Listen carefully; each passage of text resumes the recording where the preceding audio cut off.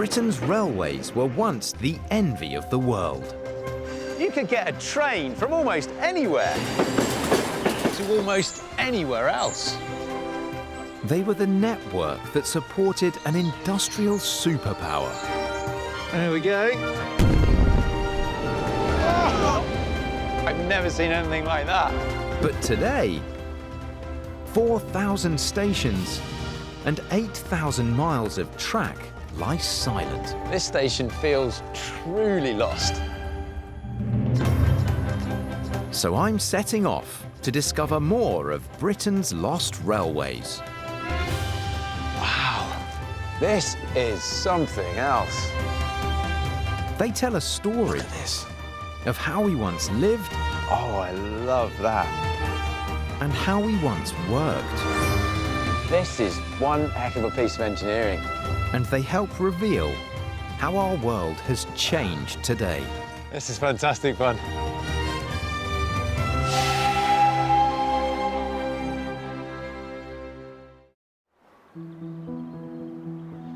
This time, I've come to the northeast in search of a very important railway story. In fact, it's the story of the very first railways. I'm going back to a time when there were no main lines, no branch lines, and certainly no undergrounds. In the early 1800s, modern railways were born here, in the industrial heartlands of the northeast. And there's nowhere better to see them from than up here.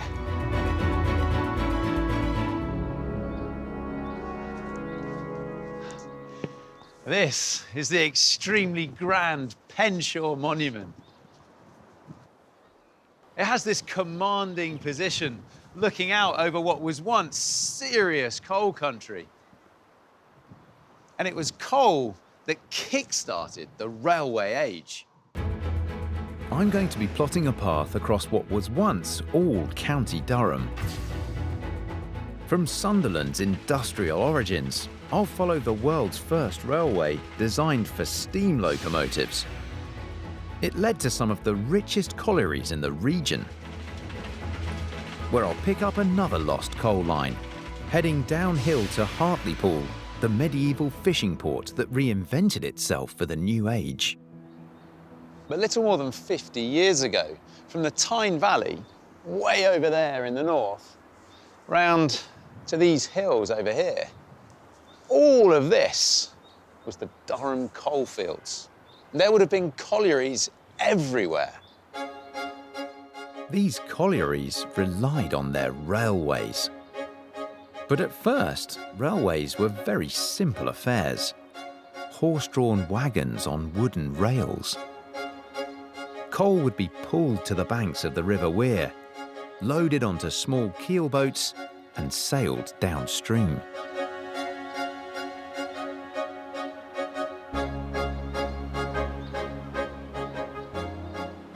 It's quite difficult to believe that right here, we're less than 4 miles downstream to modern Sunderland.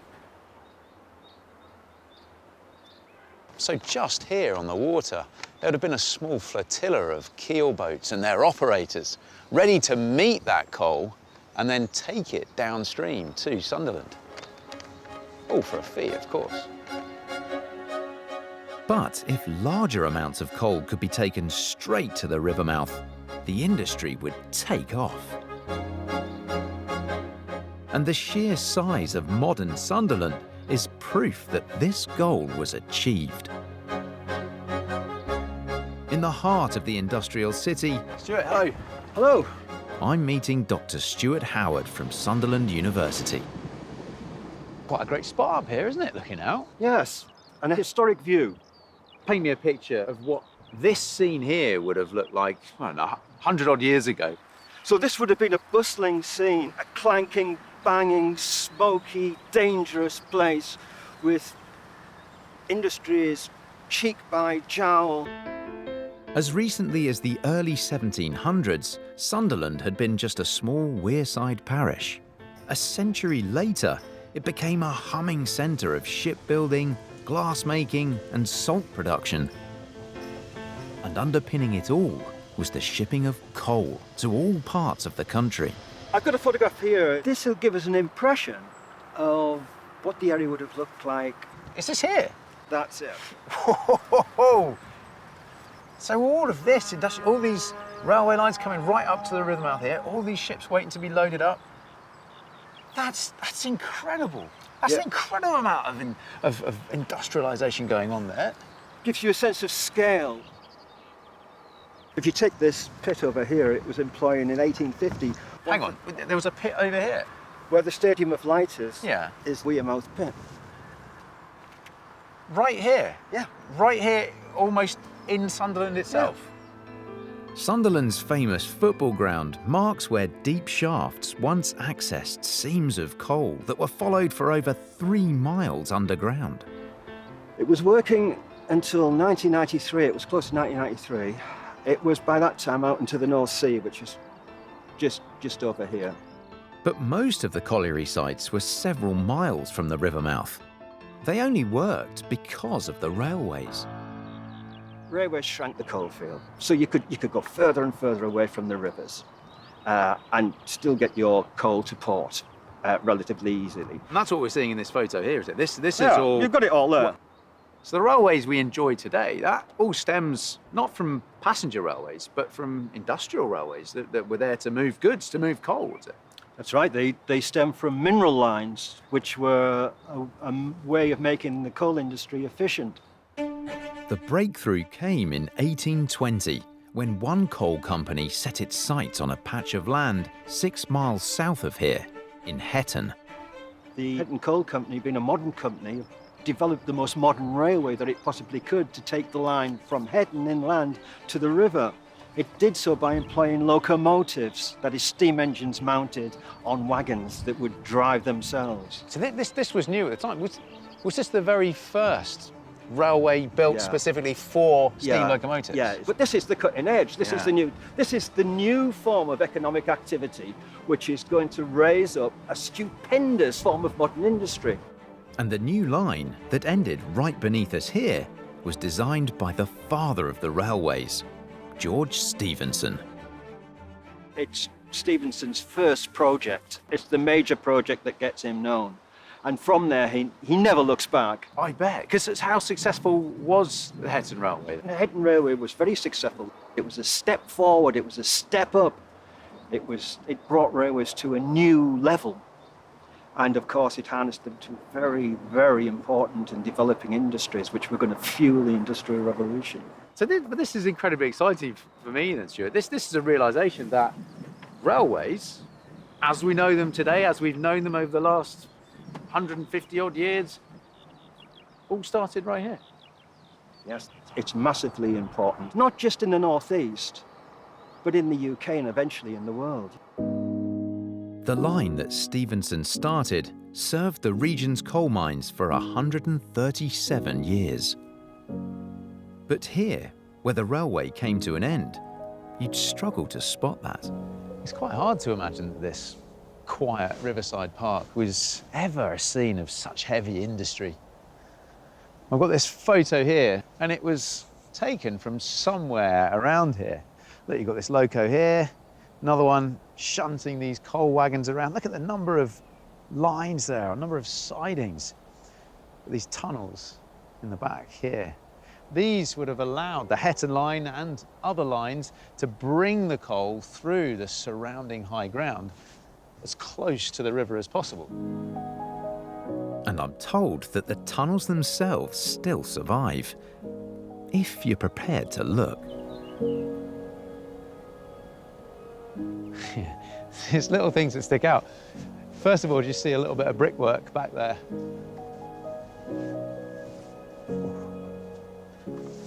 Yes, look at this, here we go.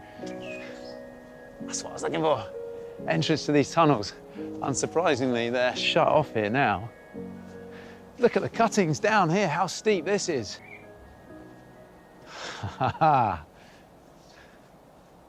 So, I believe that this tunnel mouth here on the right was the opening for the Hetton Railway. You can see these weren't the kind of tunnels that would have allowed what you might think of big passenger steam locomotives coming through. These were quite a bit smaller. These were industrial lines, remember, entirely for the transportation of coal.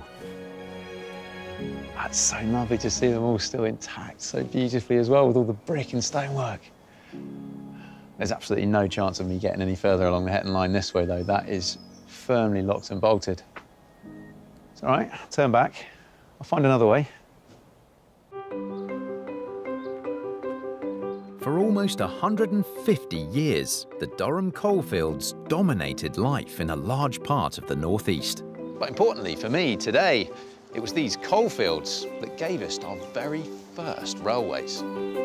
I'm following one old line that rattled through the back streets of Sunderland until 1959. Not just any railway, mind. This was the Hetton Railway, designed by the great George Stevenson. Here in his native northeast, Stevenson laid out a revolutionary 8-mile transport system, a railway for steam locomotives.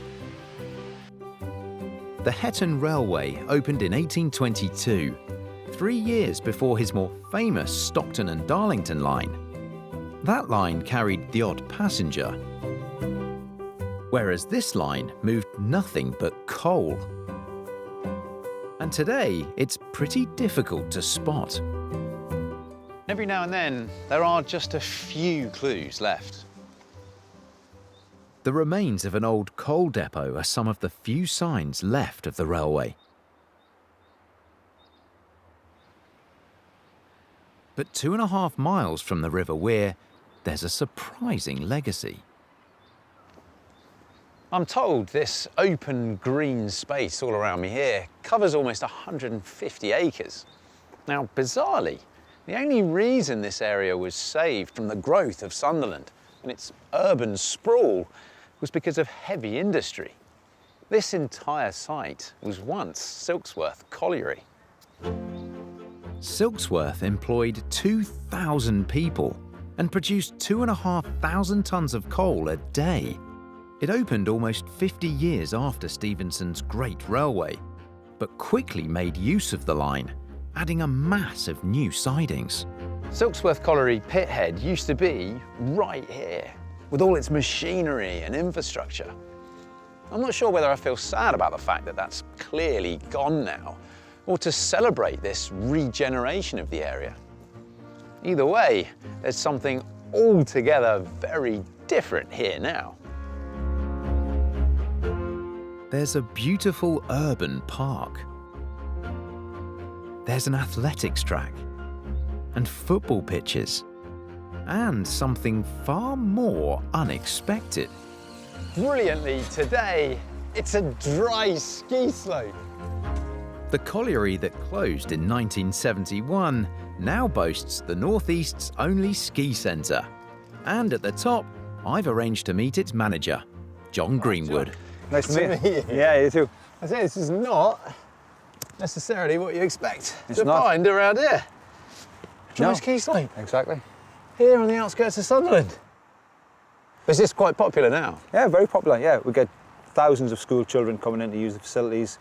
You know, obviously during the winter period when people are planning holidays and things like that, you know, we get a lot of sort of usage. There's all these little hills everywhere. Yeah. And that's not natural, is it? It's not natural, no. This would have been a spoil heap, and over the years it was developed into a sports complex. Do you think people realise that they're skiing on top of an old pit spoil heap? Very few, very few. I think they just assume that it's always been some sort of ski slope. I don't think they understand what the history was. Yeah, because it's all beautifully green now. Oh, fantastic. But going back, completely different site. Oh yeah, I mean, it would have probably been quite desolate. Barren sort of area, probably a bit smelly. Not a particularly great place to hang around.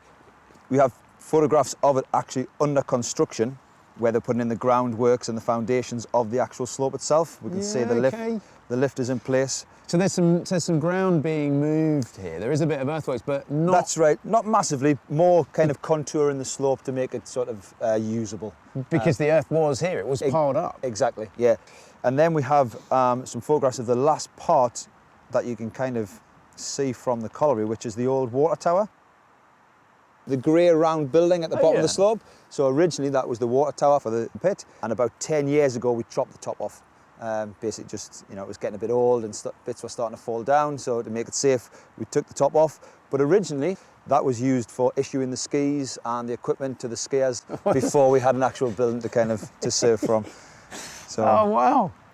But otherwise, is there anything else from the pit that remains on this? and now apart site? from the actual heap itself, that is the only part that we have left. Really? That kind of shows that there was a colliery here. Yeah. It's funny that basically up here, the whole history's almost just been Almost. wiped out. Almost.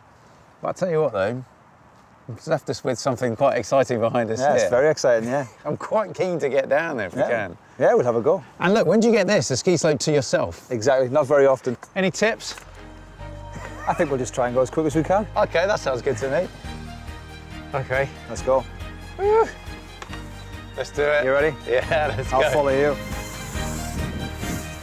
Come on, yeah! This is awesome, John. Whoa, that almost got me. Oh, yeah, lovely. That's really fun. That's really fun. Well, that's the first time I've ever skied on a spoil heap from a coal pit. Sounds quite odd to say.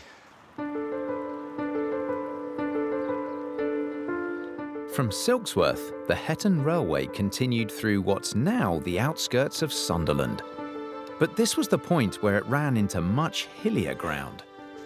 The problem was, the Hetton colliery that Stevenson's railway was intended to serve wasn't conveniently close to the river, like Silksworth. It was much further south, and on the far side of some rather challenging terrain. In places, the gradient that had to be tackled averaged 1 in 22. Far too steep for a modern train, let alone one built in 1822.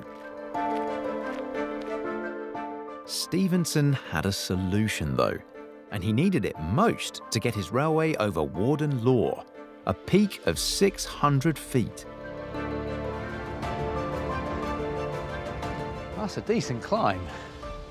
Up top here now, there's a fantastic view out over where I've just come from. Look, that's Sunderland off over there. Quite easily make out a stadium of light there. Oh yeah, over this way as well. Look, that's Penshaw Monument over there. But I'm even higher up here than that. In no normal world would you bring a railway up here. But in 1820, rich new seams of coal were being found underneath these very hills. So Stevenson's trick was to swap moving steam engines for static steam engines. This was how he could pull heavy trains of coal to the top of Warden Law. Well, somewhere here is where this, the Warden Law winding engine, was positioned. But I've had a good mooch around. I'll be damned if I can find any trace of it whatsoever. But we do know how the Warden Law system worked. That's more like it. Got a much better view of the surrounding landscape from here. Now, Stevenson's plan to conquer these local hills was to let gravity do as much of the work as possible. The coal was coming from the collieries around Hetton, which is just over there. So the winding engine that was back there would pull that heavy coal up to this point. But then from here over to Sunderland was pretty much downhill. So those heavy wagons could be left roll down those hills, with a bit of braking to control them, of course. But Stevenson's line was cleverer than that. As the weight of those heavy wagons rolled down, that was used to pull the lighter, empty wagons returning from Sunderland back up to the top. Very simple, but very effective. The line was a masterclass in engineering, but also patience. In less than 8 miles, a train of coal would be handled by 3 locomotives, 2 static winding engines, and 5 gravity inclines. And when the Hetton Railway opened in 1822, the news travelled across the world. Engineers from Germany and America came to see it in action.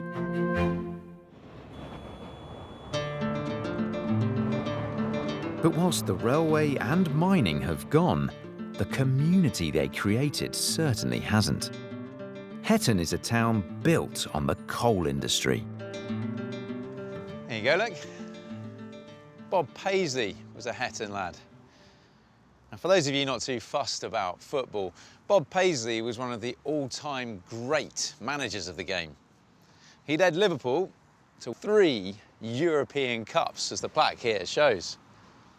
Not even Sir Alex Ferguson enjoyed that kind of success in Europe. Paisley worked in the local mine from the age of 14 before he was signed by Liverpool in 1939.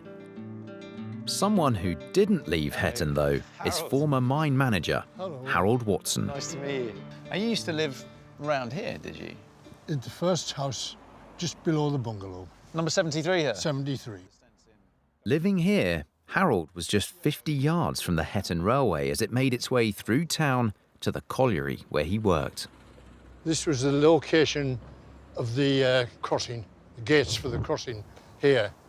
This is a photograph taken in the early 1900s.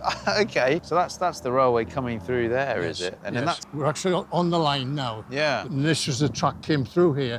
When you lived here then, was this crossing, did it look roughly like that? Yes, yes. And the engine coming either with empty trucks this way, Yep. or full trucks that way from Ellinmore Colliery.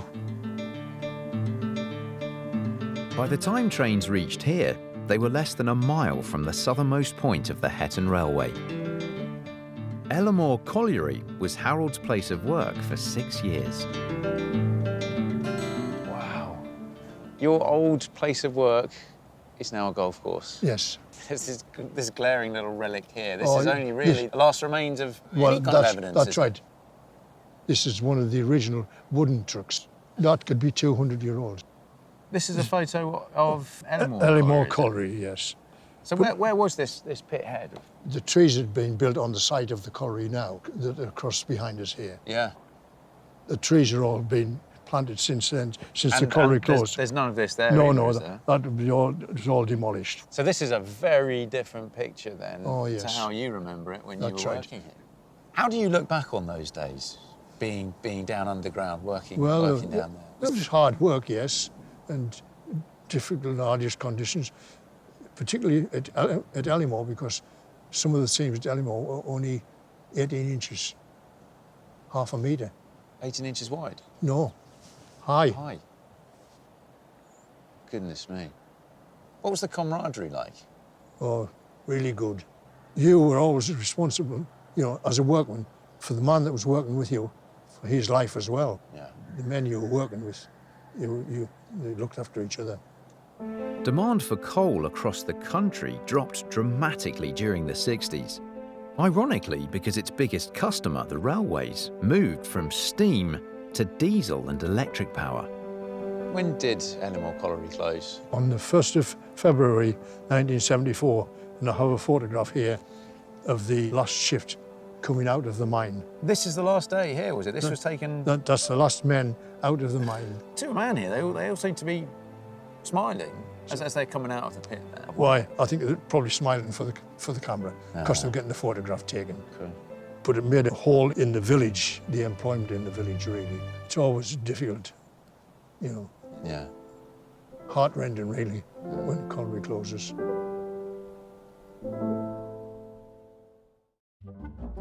Here in the northeast, I've been investigating a very early rail network. One built not for passengers, but for coal. Trouble is, it's proving difficult to find much evidence of the coal or the railways, but not here. I've travelled 10 miles west from the Hetton Colliery Railway to a place where you can still feel what the northeast coal industry was like. 2 whistles, is it in? 2 whistles. Beamish is a unique museum. where this region's industrial history lives on. Hey. This is their recreation of an 1820s railway. There we go. This is about as close as you can get to the early steam locos working on those coal railways, are we? Definitely is, yes. These locomotives were designed to pull coal. Never actually pulled passengers. Passenger railways didn't start until 1825. But this locomotive is a replica of one built in 1813 for a colliery near Newcastle. Very simple, very straightforward. You can see exactly what you're doing, what you get. You can see the pump working down there. You can see the crank turning around. You can see the pistons going up and down. I love everything here. It's just all the mechanics of this are right on show, aren't they? This engine was first used on rails designed for horse-drawn wagons. Those rails promptly broke. It's obviously very, very early days. First steam engines, first wagon wheel engines were all of this pattern with upright cylinders. Blacksmith engineering with low tolerances, which meant that the pressure that you had couldn't be high, and hence the speed wasn't high either. Okay. Those later locos were being put together by dedicated railway engineers who had the knowledge, but these are some of the first. So. Right. 35 years after this loco's introduction, Britain boasted over 4,000 miles of railway track. But at this point, it was all about shifting that coal. How many wagons could a locomotive like this typically pull full of coal? It would depend very much on the actual spec of the wagon, the gradient it's going up. But 15, 20 would be typical, would be average, whereas a horse could typically pull one laden wagon. So what kind of speeds might we be going here? 3, 4, 5 miles an hour, marginally faster than the horse-drawn traffic that they were replacing. The difference, of course, was that these could run all day. And the coal industry never looked back. From 7 million tonnes in 1825, County Durham boomed, and 90 years later was turning out 56 million tonnes of coal a year from over 300 different mines.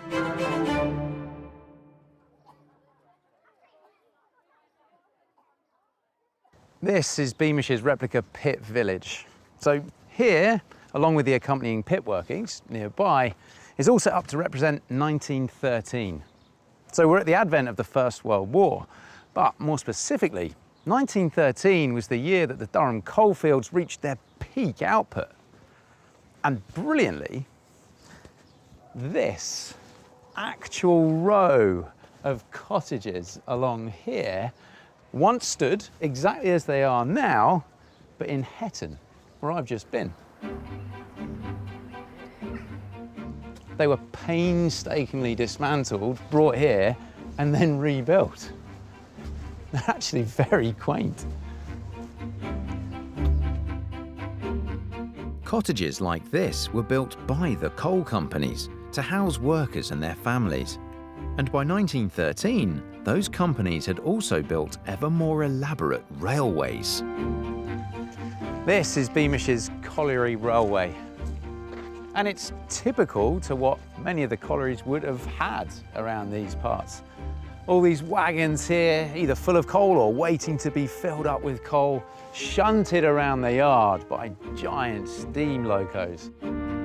But to see how the whole process worked, it's best to start at the beginning, with the pithead itself. Rob, how you doing? Oh, you can see. Northeast rail historian Rob Langham is going to show me how the coal ever made it to the railway wagons outside. Yes. Oh, yeah. Oh, look at all this. Rob, this is amazing. This is big machinery. Oh, yeah, now, isn't it? absolutely. This is a pithead winding engine. Yeah. So this particular engine itself dates back to 1855, and just typical of those used around the Durham coalfield and the wider Great Northern coalfield as a whole for powering the collieries. Static steam engines like this were the heartbeat of each colliery. In the late 1800s, this particular engine was pulling 700 tonnes of coal a day up to the surface. Cakes themselves are going up and down, two of them together, up and down the shaft vertically. So similar to a lift system today in a modern office building, but powered by steam instead. Once on the surface, the coal was dropped onto conveyors, also powered by the winding engine.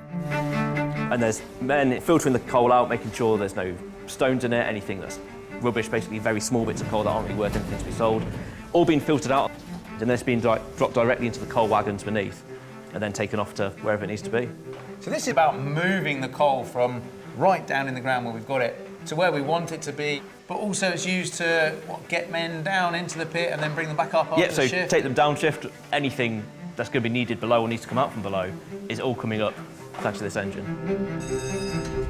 Pithead engines worked round the clock, transporting men down shafts over 1,000 feet deep. Do you know roughly how many winding engines like this there would have been across the Durham coalfields? Hundreds of them, sort of, certainly at least around sort of 300 to 400 or so, depending. Some pits had more than one winding engine as well, so should be duplicates, but these would be, I'd say, in the 100-fold all across the county. Wow. It's beautiful, Rob. It's beautiful.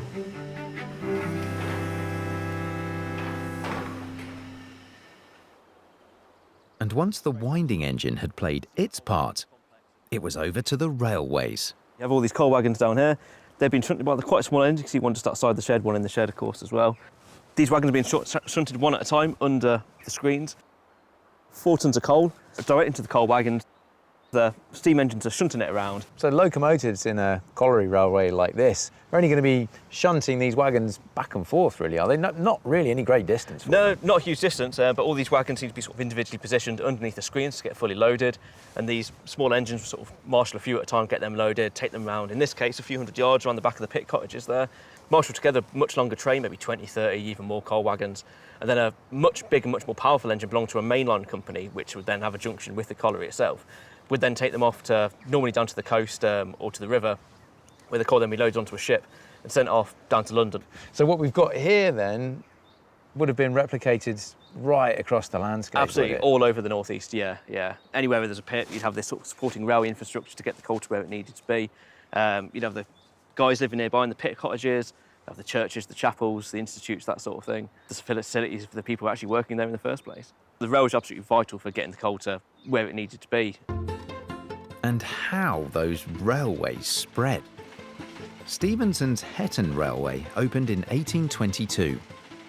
But within decades, the County Durham rail network was staggering. A confusing mass of short routes built to serve the needs of the collieries. And I'm picking up one of Stevenson's later projects, a line starting very close to the Hetton collieries, but this time heading south. This old line's nice and easy to follow. It's part of the National Cycle Network these days. But it opened as a railway in 1835. That's 13 years after the breakthrough Hetton line. And it ran for 12 miles down to Hartlepool, to the mouth of the River Tees. The plan with this new line was to give Hartlepool a slice of the very lucrative coal business. But it appears this railway managed to carry more than just coal. Hello. Nice to meet you. Yeah, and you? To find out more, I'm meeting Tees archaeologist Robin Daniels. I understand you've got some archives, some relics of the railway to show me. We have, yes. We've got some printed ephemera here. Robin's brought along a stash of material made by a Victorian printer in Hartlepool, working for the railway line I'm following. This is a proof for the tickets for the railway, and they look very different to the tickets we have today. You can see it's just printed on paper, and then the ticket agent would just write out the date of the ticket, and he would put the price of it on. It shows the railway Haswell to Hartlepool. But Yep. The other interesting thing is it says outside, and we have another sheet here which says inside. Okay. And again, this takes us back to the really early days of the railway, when people were actually sitting inside carriages and outside carriages. This has come from a printing house, you say? That's right. In the 1960s, when the company closed, a local historian went through all their collections and collected together a lot of material that would have been lost otherwise. And so how far back does this go then? What's this? I think the earliest piece in here is about 1839, and then it goes right the way through to about 1859. This is really early. This is probably the earliest railway stuff we've got in the whole of the country, if not the world. It's a huge insight into those early days of the railway. That must have been a real treasure trove then to discover something like that. Absolutely, yes. So if we're talking about 1840 something Yeah. here, this line, Haswell to Hartlepool, was being used by passengers, not purely coal. Yeah, absolutely. It was built as a coal line, as most were in this area. But very early on, people started to use it. But the company wasn't really interested in people. It was interested in coal. So what it did is it licensed the carriage of passengers to basically local carriers. And they got a horse, they got basically a stagecoach, put it on the track and started going up and down the track, operating whatever schedule they wanted to use. It's a single track line with passing places, and therefore if you come face to face between those passing places, somebody has got to go back. And they literally just stood up and fought each other which one should go back. It's a different world, It is a very different world. But as the potential of human passengers became clear, the railway company took control themselves, and their posters begin to look quite familiar. So this is a statement of changing coach fares for the railway. And it basically tells people about price increase. OK, that's a nice use of language there, isn't it? An alteration of coach fares. Basically, we're putting the prices up. Yeah, that's what we get every year, isn't it? Every January we get a bit of that. But it's a lovely item, nicely printed in different coloured inks, and it's got this beautiful block along the top showing a train, more or less of the period. And you've got the classes here and all of the places that you could get on or off along the line here. And from there, the next stop was to offer punters fun days out. These are the kind of sort of fly posters that are posted up everywhere for people to look at. You see, it just describes the first passenger train of the day leaving Hartlepool for Sunderland. This shows sheep trips to Castle Eden Horticultural Show. So it does give us a great insight into what the railway was being used for by passengers. It's almost the development of the tourist industry in the area when they're realising that people will pay money to go to these special events. Yeah. What a wonderful collection, Robin. Absolutely, and as we know today, most of our railways are used mainly for passengers, whereas at the beginning, they're very much an afterthought, which develops and develops. I'm reaching the end of my journey through the revolutionary mining railways of the Northeast. The Durham coalfields and their railways turned Sunderland into an industrial giant. But at the other end of my route, what impact would they make to the ancient port of Hartlepool? The answer was a whole new Hartlepool. For centuries, Hartlepool had enjoyed life as a fishing town and as the official port for the ancient cathedral city of Durham. But that didn't count for much when life was now all about coal and how to transport it.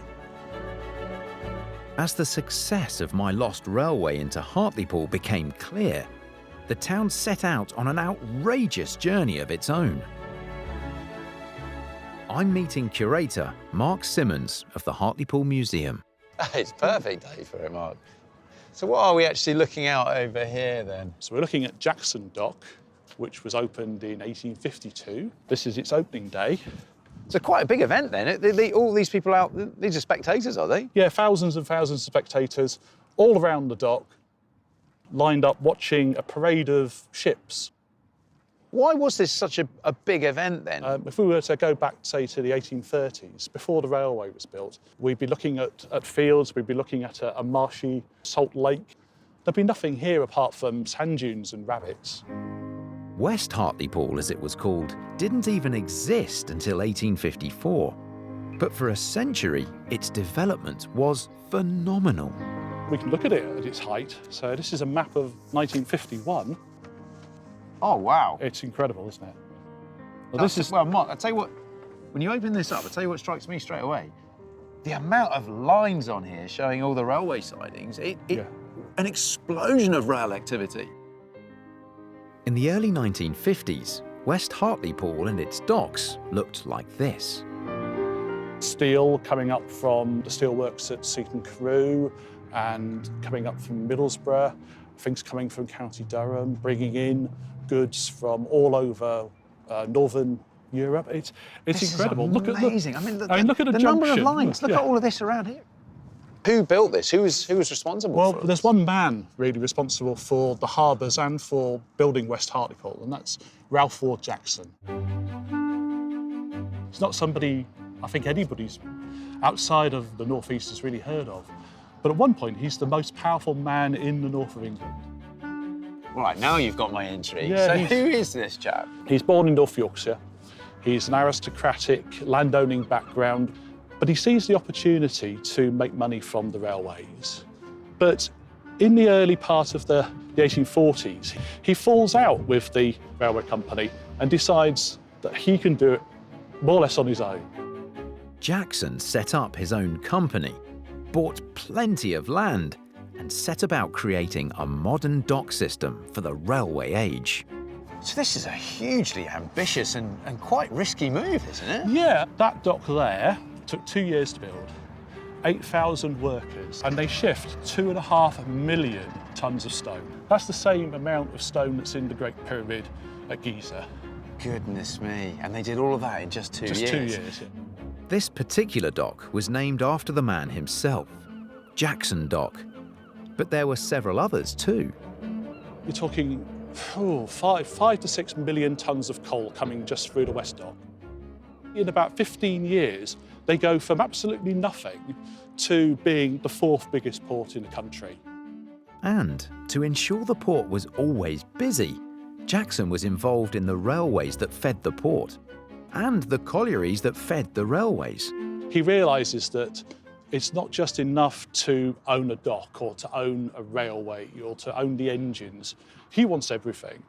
He owns the banks, the solicitors, the church. He owns most of the houses that people are living in. He's super entrepreneur, I think, of the Victorian period. Things didn't always run smoothly for Jackson, mind. He lost control of his company, went to court for financial irregularities, and was even accused of assaulting a vicar. But when his statue was unveiled the decade after his death in 1880, this photo speaks for itself.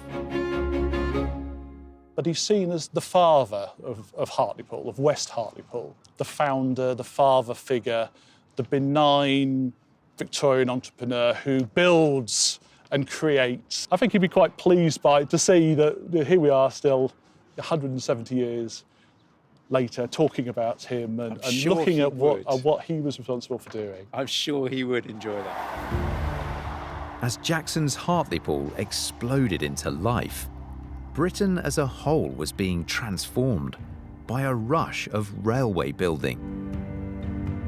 But it all began here in the North East, during a great era of engineers and entrepreneurs. And today, the great docks of Hartlepool are some of the best evidence that any of it ever happened. But look across the docks behind me there. You can see right back to those wind turbines, stood on the hills where so much coal was once mined. And it is a fascinating story. In 150 years, that industry exploded into life, turned this whole region on its head, and then slowly ebbed away. And it was the invention of the railways that made it possible. Next time, Timer ready, Rob? I'm in North Wales, where tiny railways have shaped Just look at that. and conquered a famous landscape. These lines built fortunes and even crowned princes. This is something, isn't it? Most impressive castle you'll ever see.